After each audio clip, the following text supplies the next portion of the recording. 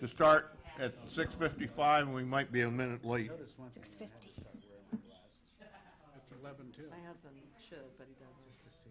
He's like that. Tracy, aware that we're 6:55. meeting in person? 6:50. In person? That clock's about 2 minutes. Does Tracy know we're meeting in person? Yeah, she's here. She gets an agenda just like you. Ah, yay. 6:51. Heidi, she gets an agenda just like you. Wow. Mayor, it's there's two public hearings, One's at 6:50 and 6:50. Hey, how's it 6:55. going, Tracy? I got 6:51, so we're ready to go. Well, thanks, John. You're welcome. Would the clerk please call the roll, but first, before we do it, Mr. Sidoti and Mr. Turner have asked to be excused, so I need a motion to. Move to excuse. Second. Second by Jack. Is there any discussion? All in favor, signify by saying aye. Aye. Opposed, same sign. All right, the first public hearing, Rich, who's doing it? Should I call the roll? Oh, call the roll, please. Mr. Amrine? Here. Mr. De Leon? Here. Mr. Ferrara? Here. Mr. Kuhar? Here. Ms. Rosenberg? Here. Ms. Schaefer-Bish? Here? And Ms. Wallach? Here. Now, Rhonda, it's you. Thank you. Hello. Hello. So we're here for the 2022 tax budget, a public hearing for the 2022 tax budget.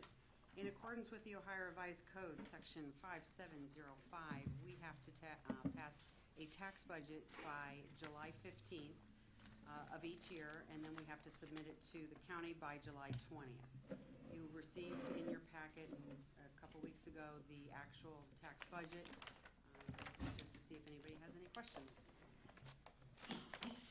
The question needs to come from the audience in a public hearing, not us. Anybody got any questions from the audience? Okay, seeing none, we're adjourned for that public hearing. Thank you. We have another public hearing. I need a... Wait. Should we wait till 6:55? What? Should we wait? I suppose we better. Where'd we get the new podium? It's exciting. Pardon? The podium. Maybe if this is closer. That's Testing. our hygiene thing. Oh, it's a good idea. I like it. All right, thank you. A little formality rather than the microphone stand. Right, you little like. I feel like I'm in 8th grade doing a book report. Doing a reading. This public hearing. Wait, we gotta wait till 6:55. Any good jokes? Yeah, what do you got? Break into song if you'd like. No, trust me, you would not like that. I got the Brenda Vaccaro voice. It does We not. want to make sure we're transparent to the public.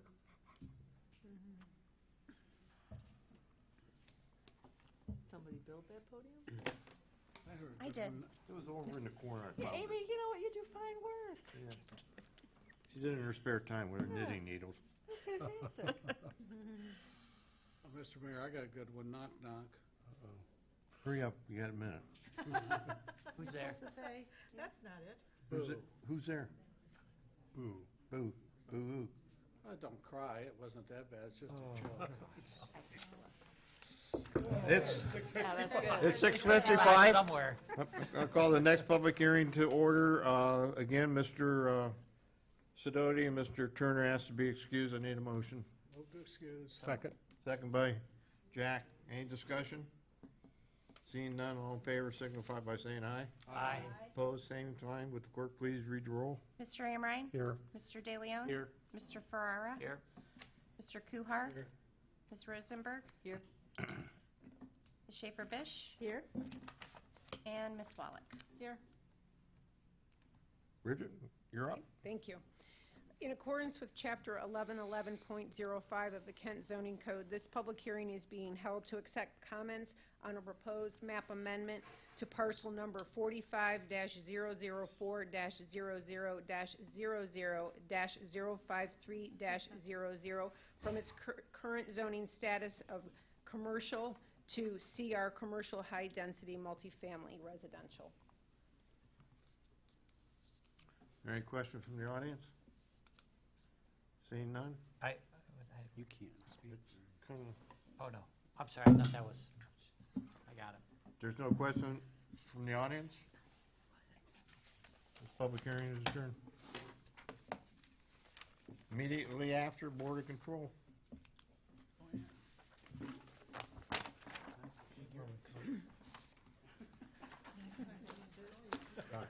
review? Yes, I did.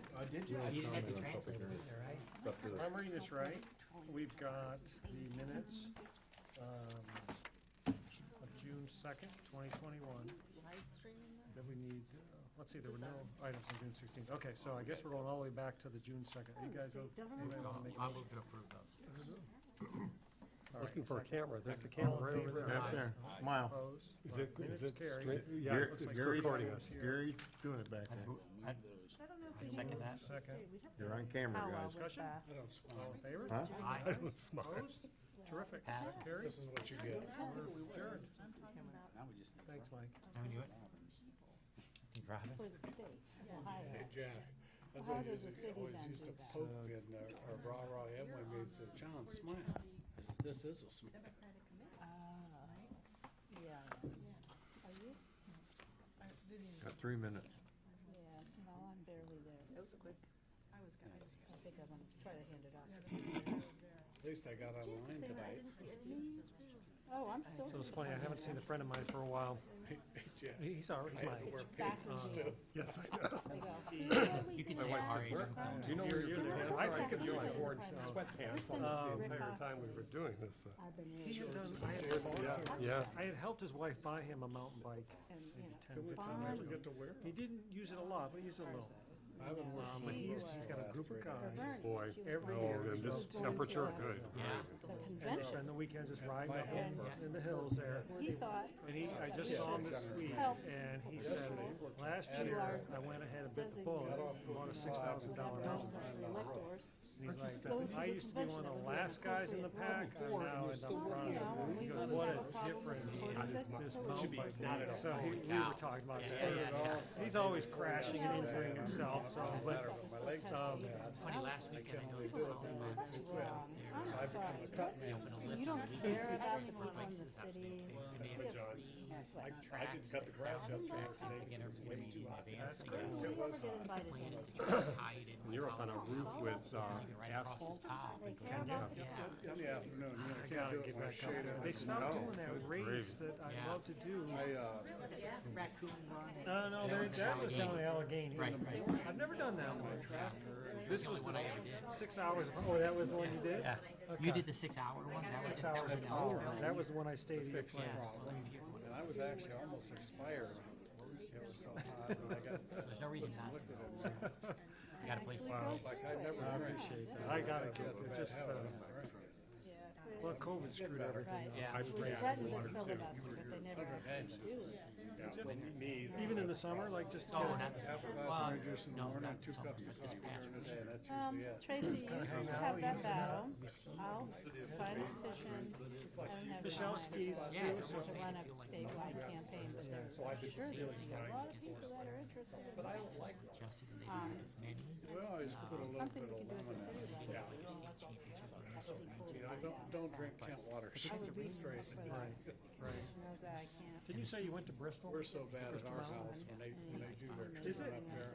That smells I like never did, that was right where we grew up. I never, they have a 24-hour mountain bike race on We're there. the first person on the line. That's a big deal. Is it? Good evening, I'm gonna call our regular council committee meetings to order. First time in a long time, we can see everybody and everybody can see us. So, hey, welcome aboard. And hopefully we can keep this good thing going and it doesn't bite us in the butt and get worse again. So, welcome aboard. Community Development, Mr. Kuhar. Well, I think I'm online now. Our first topic for the community development is the proposed city code modification for garage and yard sales. Bridget? Yes, thank you. Recently, Community Development has received several complaints about some ongoing garage sales. They are controlled in the code with regards to the number of days and how often they can be held. However, the penalty is criminal. It is a misdemeanor, which makes it difficult for enforcement. We have found with code compliance matters that making them civil offenses allows for an expeditious manner of dealing with them. Basically, a fine or the threat of a fine tends to bring them into compliance. So in order to address these concerns that have been brought up, we are requesting that the code be modified so that the penalty for noncompliance with the garage sale requirements be modified into a civil offense from a criminal. Any questions from council? So at the end of the day, it just makes it easier to make them stop the perpetual sales. Correct. We Right. can issue warnings, which provides 10 days to bring them in compliance, and then if that doesn't happen, we can issue a $100 fine.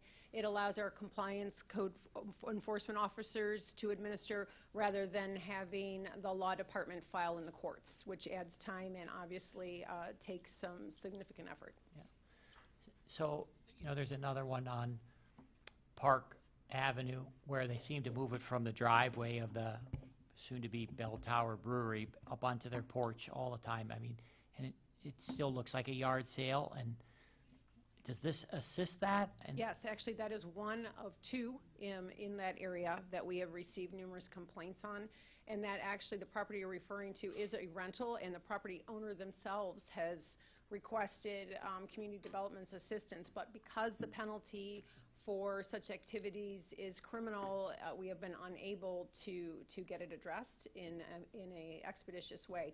We've stopped, actually, Paul and Eric both stop at both of these offending properties multiple times a week, and unfortunately, warnings are not getting us anywhere. So that's why the request actually came from staff and was supported by the law department. Tracy? Thank you. So I was wondering, are they going to be like grandfathered in, like a boarding house would be or something, or as soon as the law goes into effect, you can find them? What will happen is we have been documenting that they've been in noncompliance. However, our goal is compliance. It is not punitive. So we will basically stop after this, if this were to be approved with emergency in 2 weeks, let them know that the penalty has been modified to a civil offense, that we're giving them a verbal warning, and if they're not willing to remedy the situation, it'll become a written warning, and then at that point, 10 days out, if it's still a problem, it would be a fine.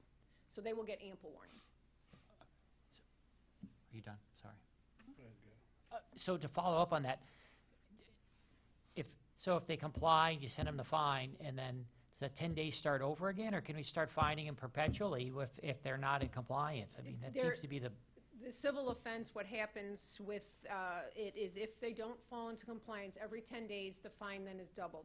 We actually, through that process which I believe we're doing next month, where we certify costs to the county auditor, those fines are then assigned to the property taxes and are due and payable upon the first duplicate next year. So what we certify this year would be on the taxes.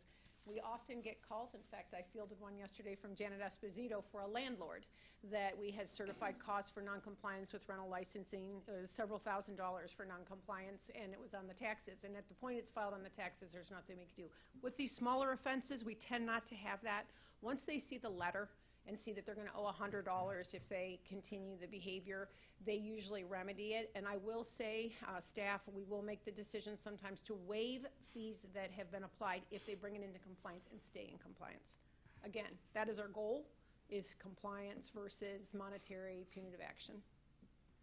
Well, it seems like they know how to skirt the law all the time, and it's to the bane of the property owners and homeowners around those houses that have to suffer for it. I'm glad this is happening. Anybody else from council? Move to approve with all urgency. Oh, Now from the audience? I didn't see. Sorry. I was so excited to be here.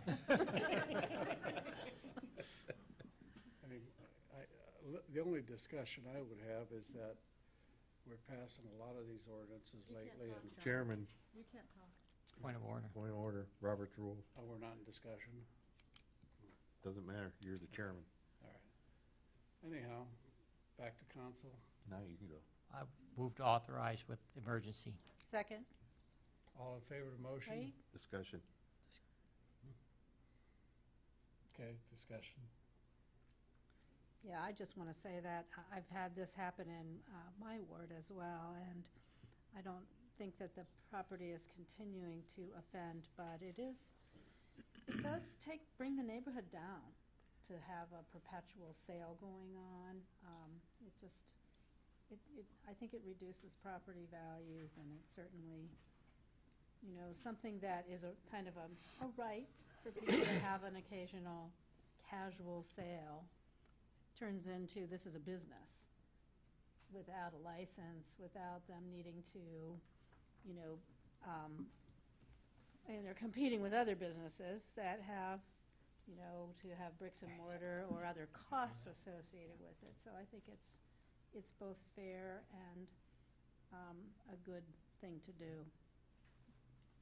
Yeah, I think this is a perfect case where it's government's responsibility to protect the many from the few, and the few have always been able to skirt the law and get around it, and it goes back to property value, it goes back to city pride and projecting a good image for the city, and so I'm all in favor of being able to maintain the highest possible standard. We should always aim high for our standards, and I think this helps, so thank you. Amy, am I not allowed to speak in discussion? Not as chairman. Oh, okay, I thought it was just a... You can step down real quick with Can't your now. chairmanship. All in favor of the motion? Aye. Aye. Opposed?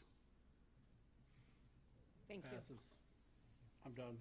Okay, Health and Public Safety, Mr. Amory. Yes, we have a authorization of updated Portage County mitigation plan. Melanie?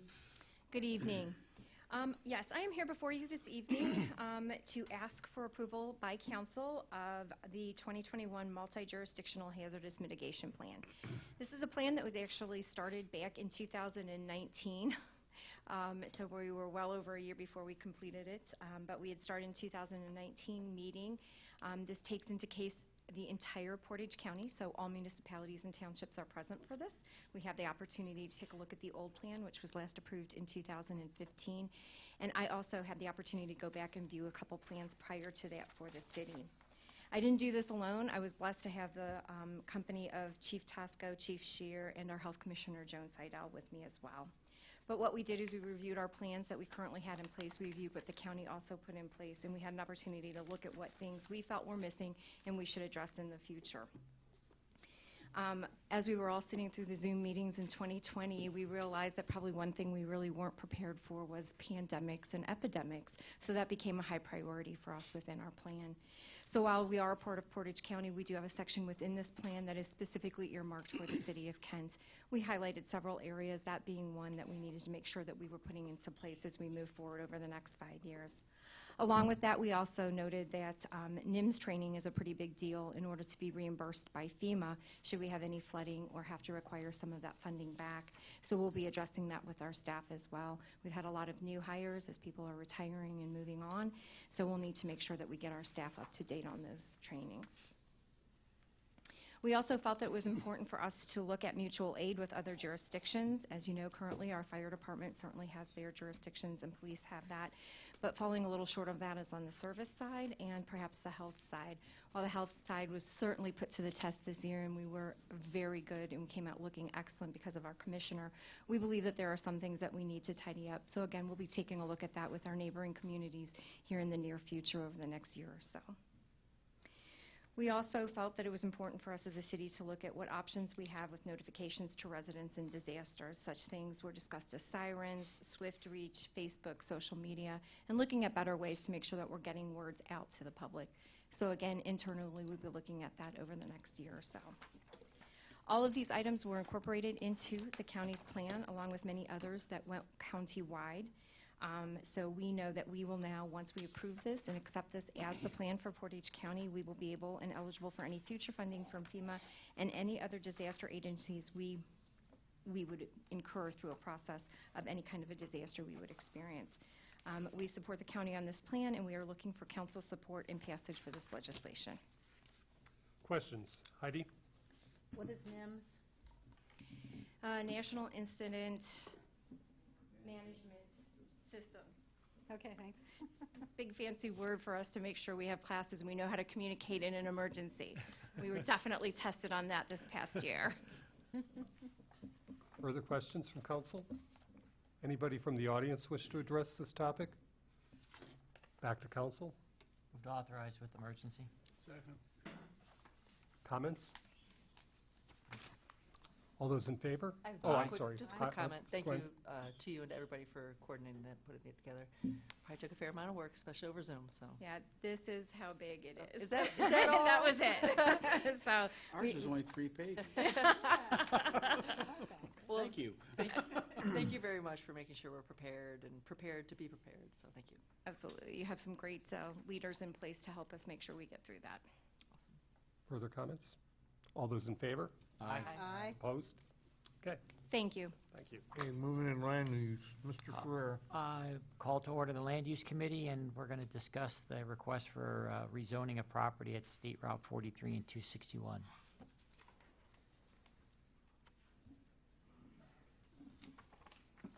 Thank you. The Community Development Department received an application from a developer with the support of the property owner for a map amendment for the parcel as depicted in the packet of information you were submitted. The parcel in question is actually located at the northwest corner of 261 and Route 43. For those of you that may not be aware, that's in the area near the Marks Plaza, across basically north of 261. The Planning Commission did meet and review the proposed map amendment and voted to recommend the amendment to Council. The map amendment would convert the commercial zoning district to commercial high-density multifamily. So I do want to remind you, while we do have the applicants here, this map amendment would allow for all proposed uses. So in the packet of information that was provided, the list of commercial uses, which is current, are presented, and then the list of proposed uses are also presented. And simply put, the commercial uses are allowed as well if the map amendment was to go forward, but it would also allow for multifamily high-density residential. This is not spot zoning, for anyone that may be wondering. It basically adjoins a similar CR parcel on the south side of 261. All of those variables are verified prior to bringing it to Planning Commission. I do have the property owner and the developer who submitted the application on behalf of the property owner here to answer any questions, and of course I'm available to also answer any questions regarding the map amendment. Questions from council? Ms. Schaefer-Bish? Yeah. Is this an environmentally sensitive area? It is not. There were some inquiries by some residents at the Planning Commission. They had assumed that this was south of 261 in and near the, what everyone knows as the Mull property, and Malloy Road and the bog. It is not. It is on the opposite side, and actually stormwater management is already in existence and would be modified to manage whatever use would be put in there if were this to be rezoned. Thank you. Further, Mr. Kuhar? Have low-income housing, are we targeting any particular age group of people, or just in general, anybody that falls into that? I can let the applicant speak to this, but I will say that, again, the map amendment is for all proposed uses. I know that. The low-income housing tax credit project that may be discussed is one option of many that would go in if a multi-unit housing was allowed. But I will let the applicants that submitted to Planning Commissions answer your specific questions if you'd like. That's specifically why I asked. Just state your name and address for the record. Thanks. Good evening, Council. Thank you for your time. Pete Schwigerot with MVAH Partners, 9100 Centerpoint Drive, Westchester, Ohio 45069. Just a real quick background on MVAH's development. We've been doing housing now for 27 years. I developed, own, and manage around 8,000 units in 16 states, most of those here in the Midwest, Ohio, Indiana. Our first development 27 years ago. We still own it, we still manage it. Just 6 years ago, completed an $11 million renovation of it. So we are long-term members of communities and hope to bring more and do more as we become members of the community. Thank you for your time. In reference to your question, the application we hope to make for tax credits would be, as it stands now, a kind of multi-generational development that would have a mix of workforce housing and senior housing within a set of buildings. That way we can serve a variety of households and types within one development is kind of the ultimate goal there. In reference to how we got here to this point, we met the owners of the property as far back as 2 years ago and started this idea. As you're probably aware, the commercial landscape and retail landscape has changed over time, and certainly COVID didn't do anything to speed that along, did it?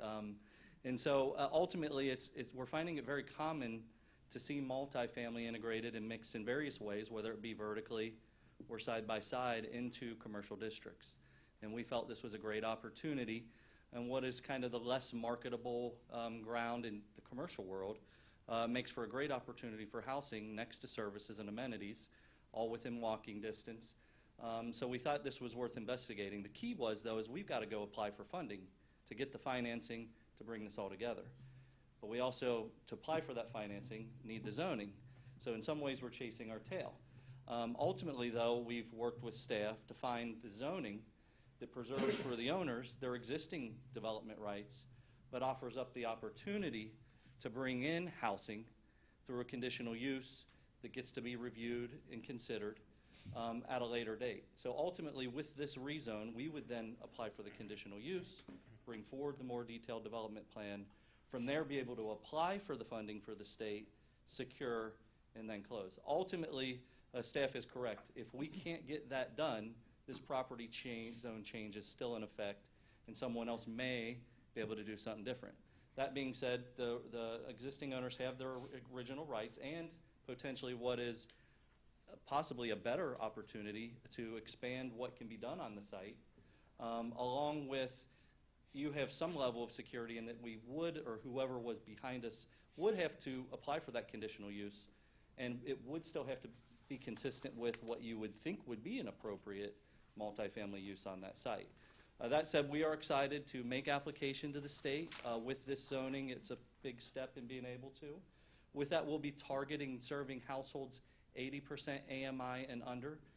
It's a very broad bandwidth, and that's what's wonderful about this program. We're not Section 8. We have no rent subsidy or HUD involvement with these developments. This is working class individuals who make up to around $69,000 and under, who maybe can't afford or can't find a high quality apartment because they're challenged by the student housing and some of the other impediments in the market.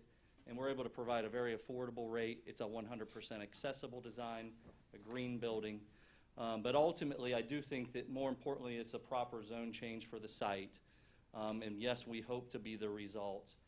But if you do make this zone change and we can't come through, I still think you're in a scenario where your owners will be able to better market and find a better use and user for that site. So happy to answer any questions you might have. Thanks so much for your time. Let me finish my question. Yeah, I'm sorry. Getting back to my original question. I apologize. Do you have designated senior units, and how many total units, and how many of those would be senior? Yeah, again, we're in concept form. We would be bringing forward that conditional use permit, but what we are hoping for is a relatively denser site, looking at upwards of 100 plus, 150 plus units. And the goal plan right now would be 2 buildings, multi-story, each with its own individual entrances and amenities, elevators for all stories. And one of those buildings would be senior, one would be workforce, roughly 50-50, 75-75-ish. The seniors would be 1 and 2 bedrooms. The family units would be 1, 2s, and 3s. Thank you. If I could interject, I would also like to say for the multi-unit, it is still limited to no more than 2 unrelated. It is not seeking the apartment status. That is a conditional use option to them. However, because it is under the conditional use, the Planning Commission can determine whether or not it's harmonious with the surrounding area. Ms. Schaefer? Yeah. So Bridget, while you're there, is this consistent with our housing Yes, plan, our actually, housing study? thank you for that opportunity to expand on that. I actually share that housing study, as you know, with all the developers, and while it doesn't specifically identify tax credit projects, it does identify that there is a shortage of workforce housing, affordable housing for those that are at 80% and below the area median income, and that does include seniors, but it also includes families with children. So yes, this is consistent with the findings. Thank you. Further from council? Anybody from the audience? Thank you for your presentation. Thank you. Back to council. Well, I would like to approve. Do we need an emergency clause? I'd move to approve with emergency. Second that. Moved by Ms. Schaefer, seconded by Mr. Kuhar.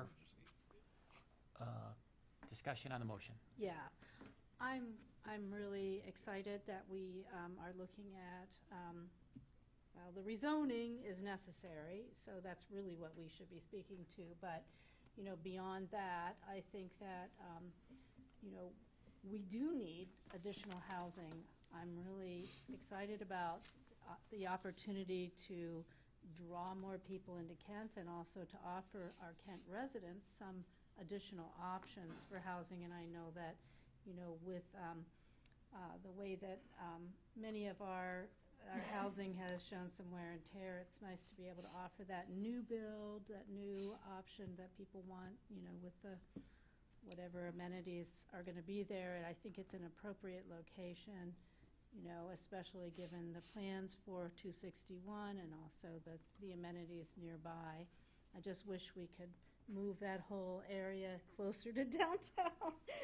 But I'm sure that there will be adequate transportation options available to feed our downtown as well. So I think right now, I think it sounds like a good idea, and it's not in the more sensitive environmental area that many of us would be concerned especially about. Thank you. Further, Mr. Kuhar? Yeah, I think it's a very good fit for the piece of property that's been sitting empty for too long, and it just makes the property more marketable, and just in case these gentlemen don't go through. I do understand that, you know, with my best wishes to see some senior housing, that could or could not happen, and are aware that it could be just strictly low-income housing. But being able to walk to the hardware store, to the grocery store, to some of the local facilities, and to improve the south end of Kent, it's always good. So I'm all for it. Thank you. Further from anyone on council? Okay, all those in favor of the motion signify by saying aye. Aye. Aye. Opposed, say no. Motion passes, and that adjourns the land use. Congratulations. Sidewalks, streets, utilities. Good luck. This Wallace. Yeah, I know. Okay, we're going to talk about pedestrian safety updates with Kent State. To start with, Mr. Bowling is up. Good evening, everyone. It's good to see Good everybody. Kent State and the city have always been interested in pedestrian safety, and so Kent State hired a consultant to look at 28 different intersections in and around campus. And from those recommendations, what they found was, from that study, they found that all the intersections are fine, but they could be better. And there were recommendations on 17 locations. 16 would be in the city's right-of-way. So we drafted an agreement to get those recommendations implemented by splitting the cost, 50% from each entity. And we're asking council's approval to execute that agreement and move forward with that. Any questions from council? Anything from the audience? I have a quick sorry, question, Gwen. I'm sorry. Does this, I looked through it, but I didn't, on the, this doesn't include the intersection of Erie and DePeyster, does it? No, it No. does not. Okay. We're looking at that one on That's our a side. separate, got Yes. it, okay, Mhm. thank you. Anybody else? Anybody from, Mike? So most of them are mostly along Summit Street and, well, I would say Summit Street. Mostly border Kent State and... Yes. Okay. And that's actually consistent with most larger college towns. Oh, yeah.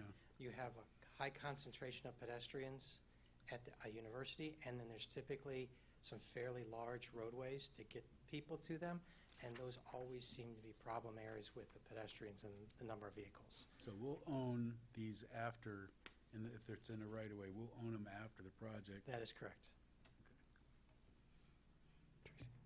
Can I just add, too, I know he's, in the interest of time, speeding it along, but don't forget that the work on Summit Street, for example, has significant safety improvements in terms of numbers of accidents. So this is just really added on top of all that. It builds on the good work that was accomplished there. Some of it includes that section, I think, right? Some of the...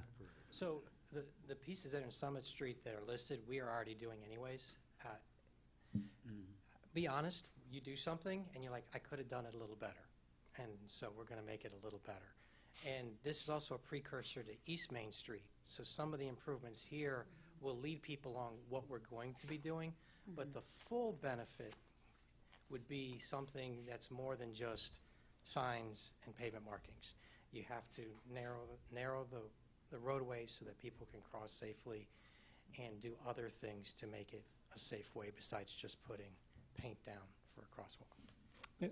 And while COVID did put a dent in the capital plans at Kent State, keep in mind that they're still very much committed to redesigning the campus transportation network, so to speak, to emphasize more people and pedestrians and less of the vehicles and parking. Remember, they're going to reroute, as Jim said, off the East Main Street project. They'll change some of the Midway and Terrace kind of access and so forth. So it really is part of that bigger picture, the desire to make this community as walkable and safely walkable as possible.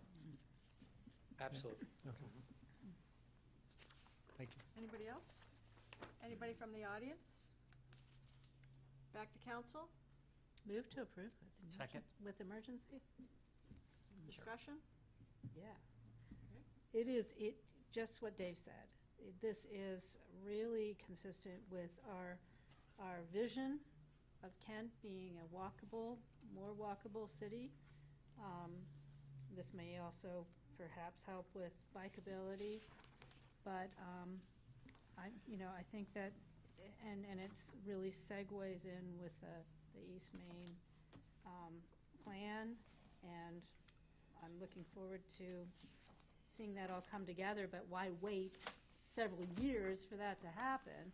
Let's do this now to improve our safety. Anybody else? Okay, all in favor say aye. Aye. Opposed? Thank you very much. Now we're going to talk about the proposed Erie Street closure for the Holiday Ice Rink. Melanie? So I didn't go crazy for the first meeting, but I was going to come all dressed in holiday attire and have Christmas music playing, but I thought I should probably refrain since it's our first meeting together. But as you know, it is my favorite time of year, so I'm very excited to present this evening. Together in cooperation and partnership with Kent State University, Mr. Doug Pearson and myself are before you, although he couldn't be here this evening, to present a road closure to begin October 18th of this year and will carry through February 29th of 2022. The reason for the early closure request is there is quite a bit of building that needs to take place. The ice rink itself will be located on Erie Street. We will be closing Erie Street from DePeyster to Haymaker. The rink itself will go between the two bump outs of garden areas that are out there. We will be putting barricades in front of the ice rink itself, but still guaranteeing and making sure there's access for fire service should that be needed up against that area. Kent State University right now is beginning to do the purchasing of all of this, along with designing the layout and the buildup of this ice rink, which will actually be built on top of the street. It's pretty interesting to be a part of this and see how they're doing it. They're building a foam base.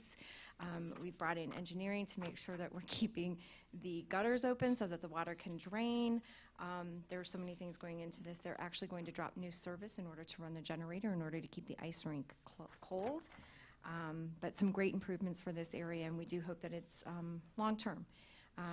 So we are before you tonight to ask for this road closure. Gwen? I have two questions. Is this something that would be recurring every year? Like, can we reuse? Is it something you fold up and put in the garage and bring back out? It's not quite as portable as our overhead decorations, but I do believe that that is the intent of Kent State. They are actually ponying up quite a bit of cash in order to make this viable, that we're hoping that it would be for many years to come. Okay, and I know that you're in the very early stages of it, but is there an operating plan in place? We're in the process of coming up with that. Again, Mr. Pearson is working through Kent State University. He has reached out to our Park and Recreation Department. We will be meeting at the end of this month, actually, with all of the partners, including PARTA, city staff as well as Kent State staff to kind of begin developing that. We have some good things in thought process, but if worse comes to worse, Doug and I both said we'd be out there every day, so it's all good. I mean, I'll drive the Zamboni. I know, Like, that's why we I'll- all want to be trained on the I'll Zamboni, do right? that. That's my part. I just want, so Parks and Rec is going to get looped in on it, because I know the Parks and Rec board, they had a discussion on it. I just want to make sure that our new Parks director gets looped in on it, and then She has done an excellent job of coming up with costs, concerns, and issues that we should Yes. all be mindful of. Great. Whether we're doing it or Kent State is, and training, actually, believe it or not, is one of her top priorities, which honestly was something I hadn't thought about. But if we're going to have people running that Zamboni and making sure that the ice is open and making sure we have safety things in place, all that training is going to have to be just as if we were opening a public pool. fantastic. So Yeah, I appreciate her Well, the input. cost is a big deal. Just the pandemic affected parks because of they're under some budgetary stress, as are a lot of people, quite frankly. So operating plans down the road, you've got that in the works. Or We're in the process of doing that, and Perfect. we're hoping by the end of this month we'll have a pretty good leg up, so to speak, on getting all of that taken care of. Great, thank you. Can I just follow on that too? I know it's like really small in that picture, but on your memo is the rendering that Kent State did put together that is part of what's being used to try to get donors, sponsorships, and you'll see in there Melanie's Christmas decorations and the Christmas music. She's already got her playlist set for all the Christmas I do songs. have the playlist. But that's part of that, the sustainability question that was asked and the financial operating plan. I think they are, if I'm not mistaken, going to use IMG. The group that helps them with their sports marketing in general is going to help work with this project as well to see if they can generate sponsorships. You know, if you want to have something at the arena or on the ice rink, it's not an arena. I'm getting ahead of myself. That's next year's ask. But, you know, for sponsored by so-and-so, popped, whatever, you know, you get it. I'm sure you'd be a big... So all I would say is that next week, because unfortunately it wasn't done for tonight, I will be forwarding to you guys a little video of like an air shot of what it will look like with some overhead views of it as well. I was really hoping it would be done tonight, but they weren't able to pull that off for me. Any other questions from council? Questions from the audience?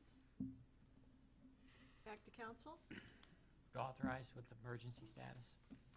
Second. Discussion? I think it's a great idea. I think anything we can do, again, to bring people downtown and any joint collaboration with Kent State is certainly appreciated, and everybody wins. I hope for a cold winter. Is that in the door? Do you have anything to say, Jack? Totally agree with Garrett. Be refrigerated. All in favor? Aye. Aye. Opposed? Okay, passes. Thank you again. Finance Committee, Mr. DeLeon. Doesn't cost us All right. You don't have to run the refrigerator. Transfer, this is, Bridget? Should Kent-Wells Sherman House, okay, I see. All right, Thank you. I got it, yes. I am here before you, basically it's a housekeeping matter to transfer the promissory note that the city issued to Kent-Wells Sherman House. The house is transitioning to new ownership, 257 North Water Limited, which the principal is, many of you will know, Patrick Medonio, is acquiring the property. He is assuming the promissory note and the balance due on the loan the city issued to Kent-Wells Sherman House.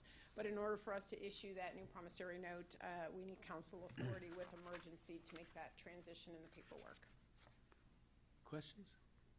Garrett? What's the projected use of the new building? Would it be? He actually hasn't identified a specific use. It is small square footage, I will tell you that. He anticipates probably office space. At this point, though, he hasn't decided on anything. He's aware of the limited space and the zoning requirements. So I would imagine office. Is that next door to the other project he's developing? Is it Yep. right? Yes, Oh. but it will not be removed, I promise, I asked. That's the proximity to the property he owns at 257 North Water, which is going to be occupied by Lucci's Pizza. And the other properties he owns and manages in the area would allow him to have some office space strategically located. Thank you. Further questions? John?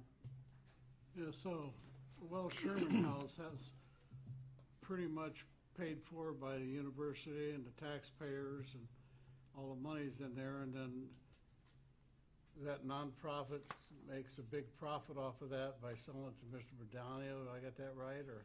I am not part of the private transaction of the property itself, and I do know that Kent State, and we provided in-kind services, but Kent State paid roughly around $40,000 to move the house. The additional work was all done with, private resources and proceeds, actually many put in by the members themselves of Kentwell Sherman House. So the selling of the property is, I believe, to alleviate some of that ongoing debt service for them and to transition themselves out of the responsibility for this promissory note. And then it will remain in its present condition? Yes. Further, council? Anyone in the audience? Back to council? Move to approve with emergency status. Second. Discussion? All those in favor? Aye. Opposed? Passes. Thank you. Thank you. Oh, Chief Shearer gets to... Ballistic vest replacements. Good evening, everyone. Good morning. So we do have a capital project this year to replace all of our, or not all, about 23 of our ballistic vests. So we, generally speaking, we have different schedules. Ballistic vests are replaced every 5 years, consistent with contracts and the expiration date of the ballistic material. The largest project we have at any one time is the one that's scheduled for this year. So we always do a capital project for it. So we do have a $20,000 capital project for the purchase of ballistic vests. Fortunately for us, the State Attorney General's office has a grant that pays 75% of the ballistic vests as long as we pay our 25%. It's a reimbursement grant, so we have to fund the project up front, and then we get reimbursed that money. So what we're asking for is to accept a grant that we've already submitted to the state that would award us $17,786.25, leaving us with $5,928.75 to pay to replace those ballistic vests. Questions from council? Garrett? Are each of the officers custom fit for that vest then also? Yes, they are. Yeah. Further? I have a question. No, thank you. Yeah, are the vests, are they like bicycle helmets? Once there's an accident, then they have to be replaced? Yes, they are. Once, if a vest is shot, I'm Yeah. sorry, so just to clarify, I mean, if you fall and scuff yourself up or something like that, no, Right. it doesn't have to be replaced. But if there, like for instance, we had earlier this year, one of our officers was shot in the vest, and that vest was replaced. Fortunately, the company that we purchase our vests through has a program where if an officer is shot in the line of duty and the vest saves them, they replace that vest for free, so that was already replaced. That's neat. I do have one more. Go ahead, Garrett. The officers themselves don't pay for this as part of their uniform in normal instances, do they? No, they don't. Is that pretty standard around your knowledge of buying police vests around the country? It is. It is. Okay. The only way that would vary, I mean, some very, very small, departments in areas where they just don't have any type of funding to be able to do that. There are actually programs that we could turn in old vests for those agencies that aren't able to fund them for their officers. Okay, thank you. Nothing further. John? What is the approximate cost of a vest, and are there different grades of vests that maybe you get a better vest and are there different options? There are different grades of vests. The average cost of the ones we buy is about $850 per vest. The different grades, it's kind of a catch-22, so it's one of those things where we have to balance the mobility and stuff like that of being able to wear it day to day versus the ballistic protection it provides. So what we provide our officers will stop anything up to a rifle round. That's what they wear on a daily basis. I mean, if they're faced with a situation where they're up against a rifle fire, we do have other options. They have different shields and stuff that they're able to use for additional protection. But that's pretty standard in law enforcement that we wear vests up to that level. Further? Anyone from the audience? Back to council. Move to approve with emergency? Second. Discussion? Just Garrett. only Oh, go on. on, John. The only discussion I have is that, yeah, I mean, in this crazy world today, you never know when somebody's gonna do something that's not good, and, you know, those police officers are out there to protect us, and we wanna make sure that we protect them. Garrett? I hope for the remainder of my days and days on council, I never see a case where council asks the police to buy the cheapest vest that they can buy. Let's always provide our officers with the best that's out there regardless of cost. Hey, Still a Garrett, cheap I'm cheap, investment. and I'm even for the good ones. Further from council? All those in favor? Aye.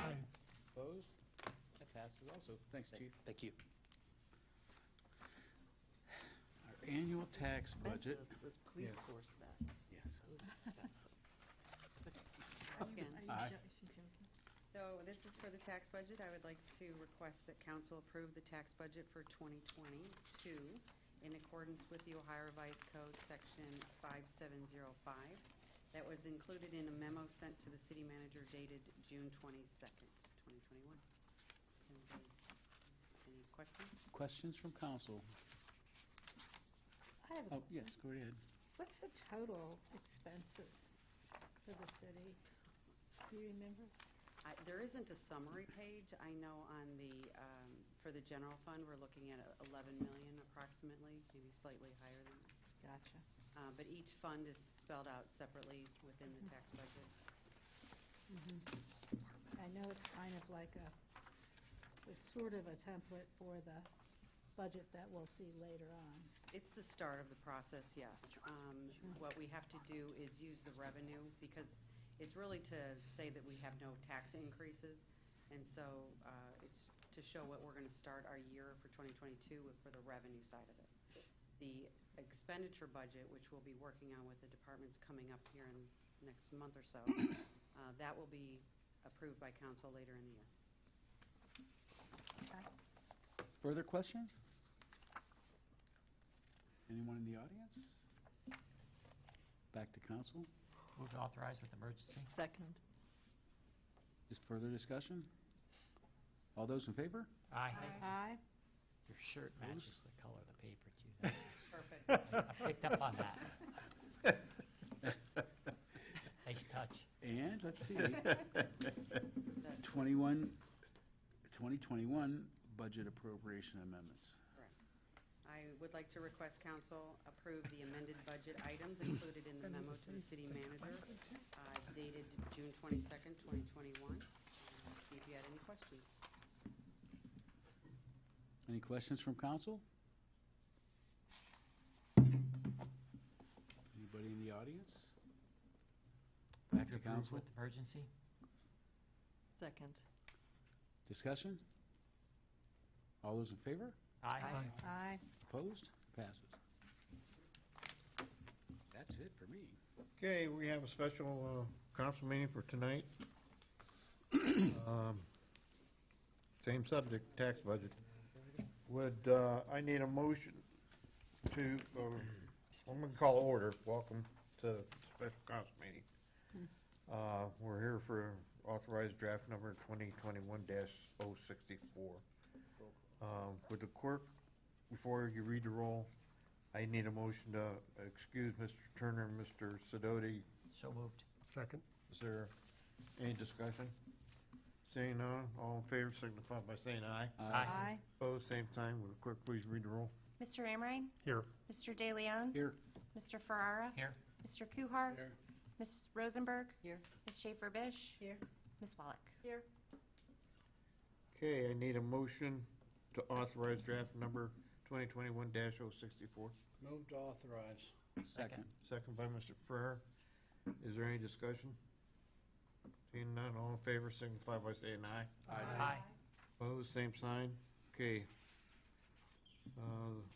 Would the clerk read draft number 2021-64 in title only? Draft number 2021-64, resolution adopting the tax budget of the City of Kent, Ohio for the fiscal year beginning January 1st, 2022, submitting the same to the county auditor and declaring an emergency. Please call the roll for suspension. Move suspension. Second. I'm ahead of you. Call the roll for suspension, please. Been a while.